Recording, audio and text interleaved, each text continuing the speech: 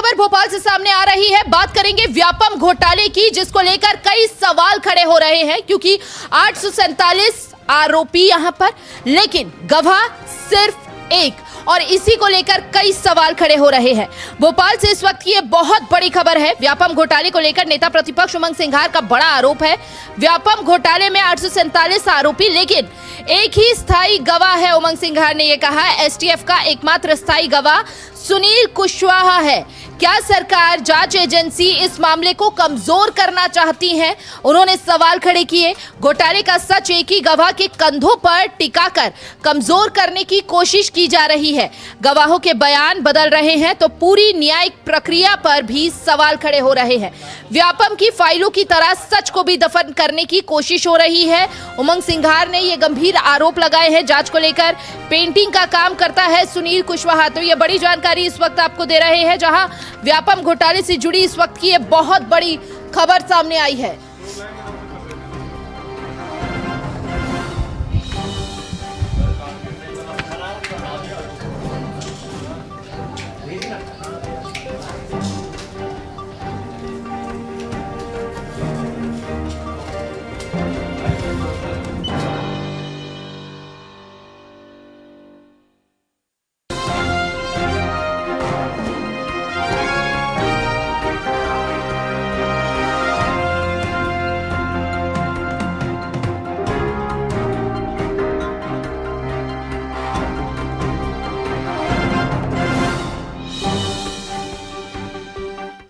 और अब खबर छत्तीसगढ़ से सामने आ रही है, जहां पर बिजली उपभोक्ताओं को एक बार फिर से महंगाई का झटका लगा है।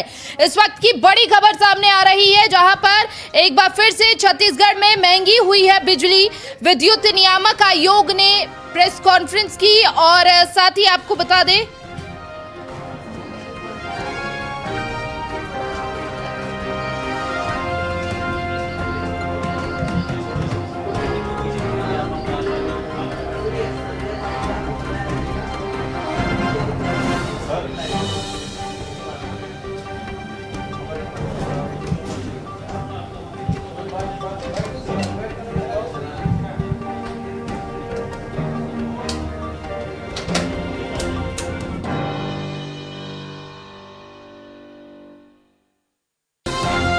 और एसटीएफ ये व्यापम का मामला सुलझा के जो आरोपी लोग हैं उनको कैसे बख्शा जाए उसकी प्रक्रिया है, क्योंकि एक गवाह जब होगा तो जो पुलिस जो कहेगी वही गवाही वो देगा, और इस तरह से उनको व्यापम में जो लिप्त लोग हैं उनको बचाया जा रहा है। और अगर ये व्यापम पे सही टाइम पे एक्शन हो जाता, जेल चले जाते, तो ये एनटीए में जो नीट की परीक्षा दो बार नकल पकड़ाई गई, ये नहीं होती। और ज्यादा जानकारी के लिए हमारे सहयोगी संजय पाटीदार हमारे साथ जुड़ चुके हैं। सीधा रुख संजय का करेंगे, और व्यापम घोटाले से जुड़ी हुई जांच को लेकर कई सवाल खड़े हो रहे हैं। अभी तक जांच प्रक्रिया में कोई प्रतिक्रिया सामने आई है? संजय, क्या प्रतिक्रिया आई है वो भी बताइएगा। देखिए, मैं आपको बताना चाहूँगा, मध्य प्रदेश के इतिहास में 2013 में सबसे बड़ा परीक्षा भर्ती घोटाला यानी व्यापम घोटाला हुआ था, और पूरे देश भर में ये घोटाला चर्चित रहा था। कई गिरफ्तारियां हुई थी। देखिए, पूरा मामला दरअसल प्रवेश परीक्षाओं से जुड़ा हुआ था। जिस तरह से हम देखें कि किसी दूसरे विद्यार्थी की जगह किसी तीसरे विद्यार्थी को बिठाना, नकल करवाना, इस तरह की कई धांधलियाँ जो इसमें सामने आई थी।